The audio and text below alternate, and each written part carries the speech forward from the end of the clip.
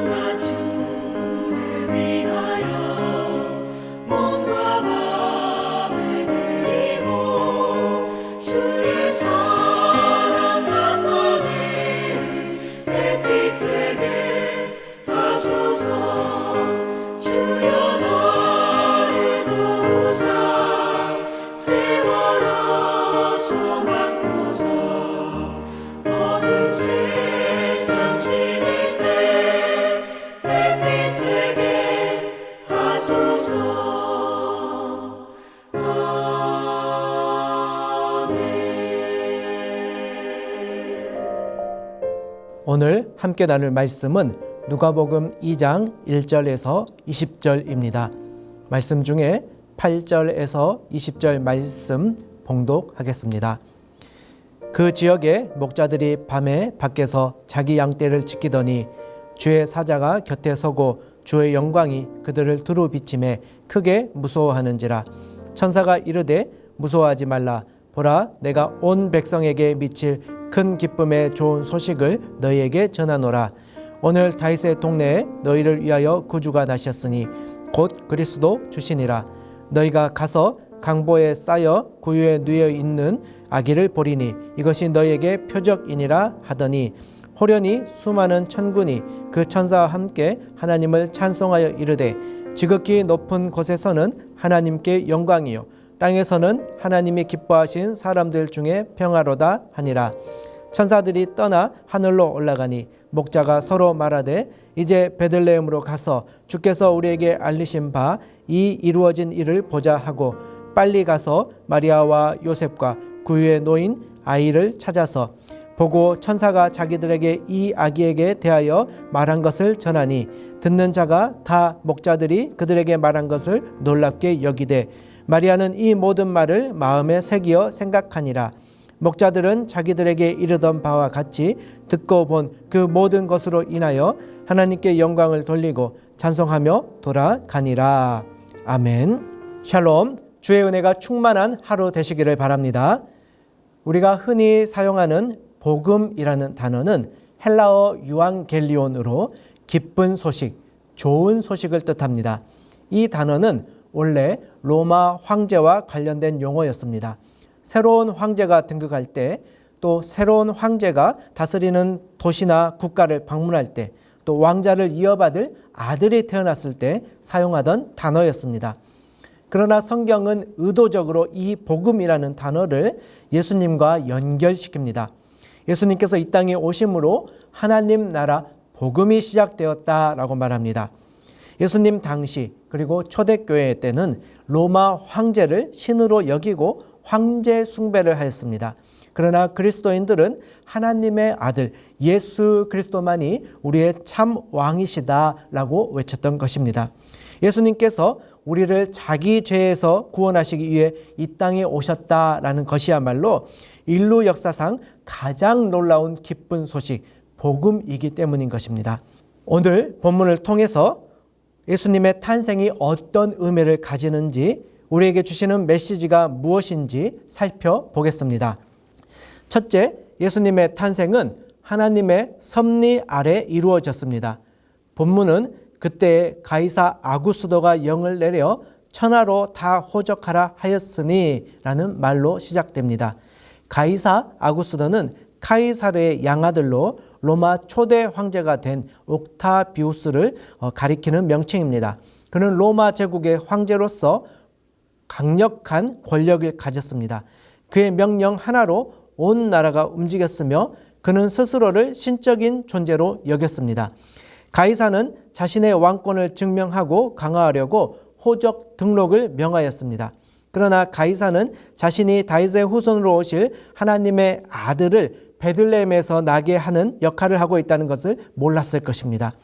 가이사의 호적 명령으로 인해 요셉과 마리아는 고향 나사렛을 떠나 베들레헴으로 갔고 그곳에서 예수님을 낳게 된 것입니다. 이는 미가 선지자를 통해 예언된 대로 메시아가 베들레헴에서 태어나야 한다는 약속이 성취된 것입니다. 그러나 예수님은 화려한 왕궁이 아닌 말구유에서 태어났습니다. 이는 그분이 이 땅에 겸손한 모습으로 오셨음을 보여줍니다. 예수님의 탄생을 통해 우리는 하나님의 계획이 역사 속에서 어떻게 이루어지는지를 볼 수 있으며 하나님의 섭리를 신뢰하며 살아가야 함을 배울 수 있습니다. 예수님이 태어나신 베들레헴은 작은 마을이었고 그분이 눕혀진 곳은 사람들이 기피하는 초라한 곳이었습니다. 그러나 하나님은 세상의 기준과 다르게 역사하십니다. 예수님의 탄생은 하나님 나라의 가치관을 잘 드러냅니다. 하나님은 낮고 겸손한 자를 높이시고 연약한 자를 통해 영광을 나타내십니다. 그러므로 우리도 우리의 상황이 비천할지라도 낙심하지 말고 하나님의 일하심을 신뢰해야 합니다. 둘째, 하나님은 두려움을 기쁨으로 바꾸십니다. 목자들은 밤에 양을 지키다가 천사의 방문을 받았습니다. 천사가 나타나자 그들은 크게 두려워했지만 천사는 두려워하지 말라 선언합니다. 우리 10절 말씀입니다. 천사가 이르되 무서워하지 말라.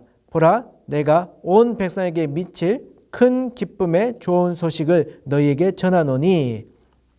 하나님께서 보내신 이 소식은 두려움이 아니라 온 백성에게 미칠 큰 기쁨의 좋은 소식, 바로 복음이었던 것입니다. 이 소식의 핵심은 구주가 탄생하셨다라는 것입니다. 그는 다윗의 동네에서 태어나신 예수님이십니다. 하나님께서는 인간의 죄와 그로 인한 사망을 끝내기 위해 예수님을 보내셨습니다. 그분이 우리를 죄에서 구원하시고 하나님과 화목하게 하시기 위해 이 땅에 오신 것입니다. 이때 하늘에서는 수많은 천군이 나타나며 하나님을 찬양합니다. 그들은 지극히 높은 곳에서는 하나님께 영광이요, 땅에서는 하나님이 기뻐하신 사람들 중에 평화로다라고 선포합니다. 예수님은 우리에게 참된 평화를 주시기 위해 오셨으며 이 평화는 하나님과의 관계가 회복될 때 누릴 수 있습니다. 오늘날 우리도 삶 속에서 두려움을 경험합니다. 경제적인 문제, 건강의 문제, 관계의 어려움 등으로 인해 두려움에 사로잡힐 때가 많습니다. 그러나 예수님은 우리에게 두려움을 대신할 참된 기쁨을 주시기 위해 오셨습니다. 우리가 예수님을 영접할 때 우리의 마음속에 하나님의 평안과 기쁨이 자리 잡게 됩니다. 셋째, 기쁜 소식을 전해야 합니다. 목자들은 천사의 말을 듣고 곧바로 베들레헴으로 달려가 아기 예수를 찾았습니다. 그들은 예수님을 만난 후 이 놀라운 소식을 널리 전했습니다. 사람들은 그들의 말을 듣고 놀라워했으며 마리아는 이 모든 일을 마음에 깊이 간직했고 생각했습니다. 이 땅에 오신 아기 왕을 찾아뵌 목자들은 하나님을 찬양하며 돌아갔습니다. 그들은 단순한 양치기들이었지만 예수님을 만난 후에는 복음을 전하는 첫 번째 증인이 되었습니다. 우리는 이 목자들을 통해 배워야 합니다. 그들은 자신들의 사회적 신분이나 지위를 고려하지 않았습니다. 하나님께서 전해주신 기쁜 소식을 숨기지 않고 담대히 증거하였습니다. 우리도 복음의 증인이 되어야 합니다. 우리는 많은 경우 믿음의 경험을 나누는 것을 어려워합니다. 혹시라도 다른 사람들이 비웃지는 않을까, 거부하지는 않을까 두려워합니다. 그러나 목자들의 모습에서 우리는 배울 수 있습니다. 그들은 단순한 양치기였지만 예수님을 만난 후에는 주저하지 않고 복음을 전했습니다. 우리도 우리가 받은 기쁨의 소식을 주저하지 않고 세상에 전해야 할 것입니다. 예수님의 탄생은 단순한 사건이 아니라 온 세상을 향한 하나님의 기쁜 소식입니다. 그 소식은 하나님의 섭리 속에서 이루어졌으며 두려움을 기쁨으로 바꾸고 우리에게 참된 평화를 주며 복음을 전하는 삶으로 인도합니다.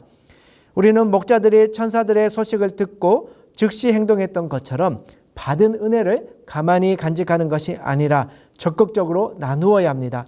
예수님을 만난 목자들은 찬양과 기쁨으로 가득 찼고 그들의 삶이 변화되었습니다. 우리도 예수님의 탄생을 단순히 그런 일이 있었다라는 사실로만 받아들이는 것이 아니라 그 소식이 우리의 삶을 변화시키는 능력이 되도록 해야 합니다. 오늘 하루 우리의 삶 속에서 예수님의 탄생이 의미하는 바를 깊이 새기고 그분이 주신 기쁨과 평안을 다른 사람들에게도 전하는 삶을 사시기를 바랍니다. 예수님의 탄생이 우리의 삶의 기쁨과 변화가 되기를 주님의 이름으로 축복합니다. 아멘. 우리 함께 기도하겠습니다. 사랑과 은혜가 충만하신 하나님 아버지, 오늘도 주님의 말씀을 통해 예수 그리스도의 탄생이 우리에게 주시는 기쁨과 은혜를 묵상하게 하시니 감사합니다. 천사들이 목자들에게 전한 복된 소식을 우리도 마음 깊이 새기고 그 소식이 우리의 삶을 변화시키는 능력이 되게 하여 주옵소서. 우리의 두려움을 기쁨으로 바꾸시고 주님의 평화를 누리게 하시며 이 기쁜 소식을 온 세상에 전하는 자로 살아가게 하여 주옵소서. 낮고 천한 자리로 오신 예수님을 본받아 겸손과 사랑으로 주님의 영광을 드러내는 삶을 살게 하시고 또한 하나님의 섭리를 신뢰하며 모든 상황 속에서 주님의 계획을 바라보는 믿음을 허락하여 주옵소서. 오늘 하루도 주님과 동행하게 하여 주옵소서. 예수님의 이름으로 기도합니다. 아멘.